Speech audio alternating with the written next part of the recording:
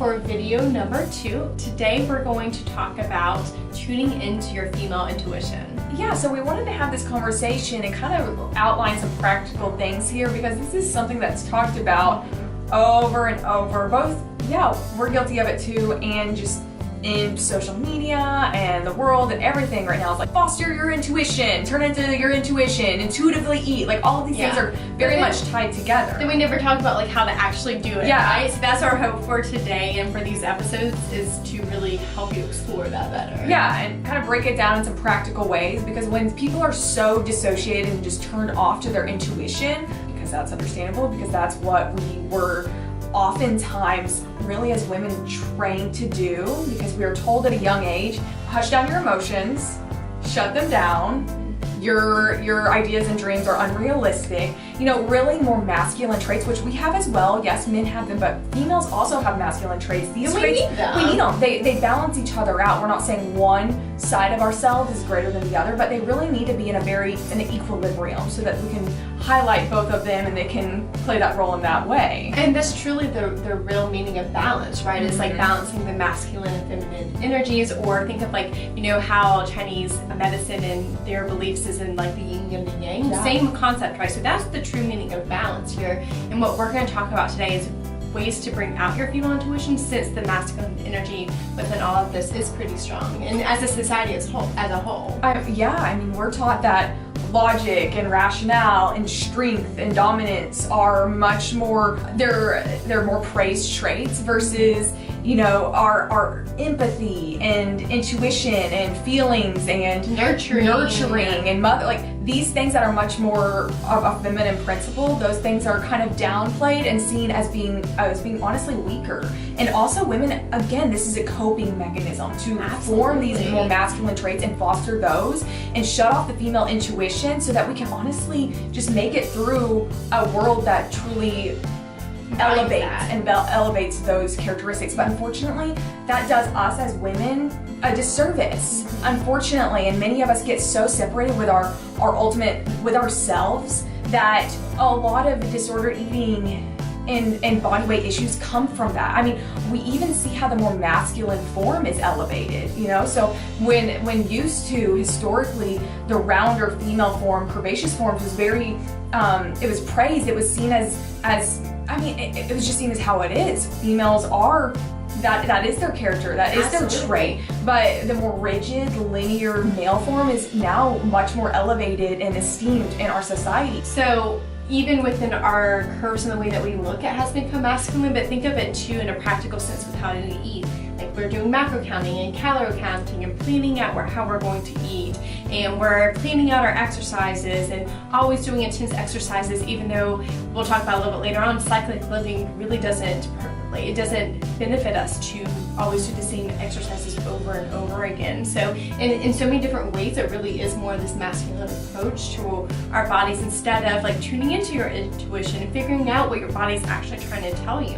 And so that's why we're just so excited for you all and to have this video, because this is truly, I mean, I think it's so important for every female to some extent. In a female in this modern world, she has been told that her intuition is invaluable and that it should not be listened to and it should ultimately be shut off to some extent, some more than others, and some feel it more than others, and some have to listen to that voice more than others. But we're here to tell you, like, it's time that we embrace, honestly, our feminine power and that energy that comes along with that, because I truly feel that's when women feel their best, when we are in tune with ourselves, and that ultimately means that we're in tune with the world around us. I mean, women are cyclic. We are not just like straights. We are not just same all the time. We're not one-trick ponies. We flow. We ebb and flow. One-trick pony. We ebb and flow with the moon, and in a very real way, we are connected with nature around us. And that's one of the things that we'll talk about in a second, on how we can really foster and come to terms and meet our intuition again. So let's talk about some practical ways to tune into your female intuition and reclaim your power. Yeah. So what are some practical ways that we can heighten our awareness? Well, let's start with morning routines. I love it. Something we talk about all the time, but this is why we talk about it. So let's think of some things that we can do during our morning routine. So for me, I know I love starting the day with a coffee in my hand, maybe a crystal or two, because again, it helps me heighten my own awareness. Having some paleo Santu, these are all just things that help me create intentions that bring me back to my inner intuition. I also really personally love to read, especially poetry lately in the morning. I find it really heightens my awareness and my intuition as well. Yeah, in the mornings, a lot of the times I'll do a walk just alone with my dog to reflect, maybe listen to some music that just really puts me in an insightful mood, honestly, and is just very nurturing and healing to me. Getting out in nature is huge such a big for me. one. Because again, like I said, women, you are intimately connected with nature. That is how we are designed. We are connected with it, and so Mother Earth, like yes. we are Mother Earth, and that's such a beautiful way to reconnect with that. Yes, and so just stepping outside in the morning is beautiful. I personally like read. I read the Bible in the morning. I journal in the morning. I do quiet time just sitting there, or I meditate. So these are all things that you can play around with and see just what feels good to you. For a while, it might be awkward. You might be sitting there with yourself, just like, okay, like what do I do? Because sometimes it can take a while to get going. So don't get discouraged when you feel like you're not getting anywhere, or that you're like, I don't know what I'm supposed to be feeling right now. Just give it time and give yourself patience and grace. And if you want to do nothing but just sit there, I think quiet time is super valuable and healing, because really our fast-paced lifestyle can be very erosive on the feminine spirit. So making sure that you just set apart some time to just be like, yo, how am I doing? Don't even think about the stress or your to-do list. Just set your soul right for the day, and just whatever happens. Rearrange your perspective to see things in a more optimistic way and glass half full kind of way. Just take it slowly, and gradually you'll kind of discover what you truly enjoy in your morning routine. So thinking of it from an optimistic perspective too, practicing gratitude. I personally love to write down 3 things I'm grateful for every day, and it really does help me to heighten my awareness, but also practice feeling grateful for all the amazing, beautiful things I have, and really tune into that more optimistic point of view. Also, to add to what you were saying, Meg, sitting in stillness, whether it's meditation or you're just simply sitting on your porch sipping coffee first thing in the morning, it really does allow you to do a lot of these things we were talking about, like feeling your emotions, asking yourself questions about the emotions you're feeling, maybe journaling through those emotions, or just reflecting on what's going on in your current life. So it's wonderful how much sitting in stillness can allow for you to heighten your awareness. And speaking of sitting in stillness and pausing, that brings us to another point of interrupting and being disruptive about your habits. So we all get into these routines, which are great. Like, morning routines are great. Like having the routine of brushing your teeth is great. But at the same time, we need to recognize that as females, we are cyclic, and we keep on saying this, and that means that in very real ways, you have times of the month where you're ready to do all the things, to go on a run, or go to a workout class, or go see friends, and you're much more social in that way. But at the same time, at times of the month, we also have times where we want to retreat, where we want to go to yoga, or go on a walk, or do nothing, just sit in silence. So we need to respect that, and so tuning into that kind of cyclic nature of ourselves and recognizing that that's a reality of being a female is huge. I mean, when I realized this, we both started doing this around the same time. It was game changing. It was, and recognizing how strongly, the moon, but also like our hormones. I mean, we have hormones that are players in this, and that's one of the reasons that women feel so strongly, and we're so receptive to our feelings and to our emotions. So don't turn that off. And so, as I was saying about the habits, interrupt those. Think before you start doing something, do I truly want to do this? Is this gonna feel good in my body, in my soul? Is this what my body truly wants from me right now?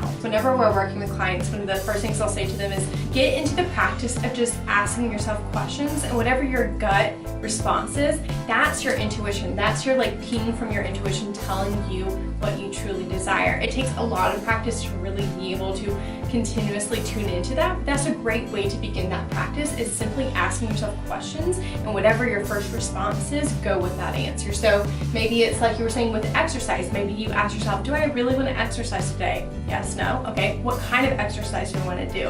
Whatever comes up can be a great practice tool for you for learning how to heighten that awareness. And the same goes with food. We can get into food runs, and we eat the same thing every day, but the truth is, you're going to crave different things every day. You want different things every day. Your body needs different forms of nutrients and energy every day. Asking yourself, is this what I truly want? Or is this what I feel like I should eat? Or what is just habitual for me to eat? That is very disruptive and very important in this. And again, that's where we'll talk about, we'll go there later on more specifically in other videos, but I mean, just opening that conversation and allowing yourself to have some variability in your days and throughout your month is very important. Like Meg was saying, we're cyclic beings, especially women. So if you think about men's bodies, they have a 24-hour cycle of their hormones, which if you think about it from a societal perspective, of course, everything we do is very set up in a 24-hour day, where for women, we have anywhere from a 21 to a 35-day cycle. I mean, that's profound that we have basically a 28-day cycle where men have a 24-hour cycle. To think that we can do the same things day in and day out is not respective of the female body. So with that being said, like learning your cycle and learning your ebbs and your flows within your cycle, so whether or not you're ovulating, you're menstruating, or going even deeper into that in your follicular or your luteal phase will allow for you to dive deeper into heightening your awareness and your female intuition. It can be very empowering for us to build this awareness of our bodies by just understanding what's going on inside. I mean, like Victoria said, that was hugely influential for us in our own processes and journeys with our bodies, is just understanding the hormones and what's going on inside of ourselves. So just to give y'all a little tidbit of what we're talking about here. We're talking about cyclic living. I know it's one of those things where I think we constantly talk about, but really giving that beginner's information into this is going to be really imperative. So let's do that right now. Yeah. So first of all, what is ovulation? Because this is something that I didn't even know was occurring in my body until relatively recently, considering I've been alive for almost 30 years. Like, it blows my mind that nobody told me this. Well, everyone talks about menstruation, no one talks about ovulation, which is just as important. And ovulation dictates when you menstruate, so knowing that is very imperative. So ovulation is when we as females produce and mature eggs, when we already have the eggs, but when we mature the eggs on our ovaries. And so one dominant egg will be the one that is the chosen one. They actually start to mature around 10 of them, but one dominant egg, and that is the one that the body has chosen to travel down the follicular tubes and to ultimately potentially be fertilized. So that is what ovulation is, when you've matured an egg and it begins that travel down the follicular tubes. So around the time you're ovulating, you're going to notice that you're going to be full of energy. That's probably the time in your cycle that you're really going to want to do more intense types of exercises. You're going to feel that desire to do all the things and be all the things, like be social, and that's a time where you can honor that, and it's very honoring to your body to partner with that in that phase of your cycle. But going further, when you have this awareness, it can just be easier to flow in life, and maybe at some point while your friends are going out and you like don't want to, and you're like, why don't I want to go out? If you have this awareness behind why these things are, that can be very empowering for you. I mean, I know I have a lot more grace with myself when I'm menstruating. So menstruating, we all know what that is. That's when we have our period. It's when we shed the lining of our uterus, and egg that was not fertilized is then washed out with that, and we start our cycle over again. So that is the time where you're going to feel really reserved, you're going to be more secluded, it's a really powerful time of reflection in your life and seeing what's working, what's not working. You're going to have a heightened awareness of your internal self. That's when the lights are really dim outwardly, but they're really bright internally. So in ovulation, during that time, that'll be the opposite of that. The lights are very bright externally, and you see all the people and all the things, and you want to go do everything, and it's a great time of creativity and just pounding things out and following your heart and passion with things. So they really balance each other out perfectly throughout the month. You have these times of external creativity and you have this time of internal creativity. So I think it's important to work with those, because again, it's just much easier to move through life when you have this awareness and you're willing to honor it.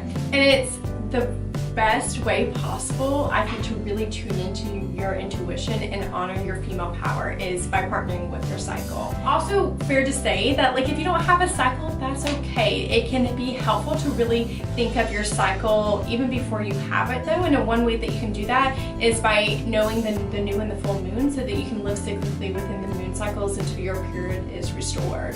Yeah, so you can, if you don't have a cycle, new moon can be time that some people honestly ovulate and some people menstruate, but it's more common for a woman to ovulate during the new moon and then menstruate during the full moon. So you can be aware of those and honor that time period, even though you might not have a cycle or might not be ovulating or menstruating. Honor that time as a time where you're introspective or you're extroverted. And so, yeah, that's a really great way to partner with nature, Mother Nature, and ourselves as well. Yeah, so maybe you don't have a period, maybe it's irregular, or maybe you're currently on birth control or oral contraceptives. And again, you can still use the moons as your way of tuning back into that female intuition until you do have a period on your own again.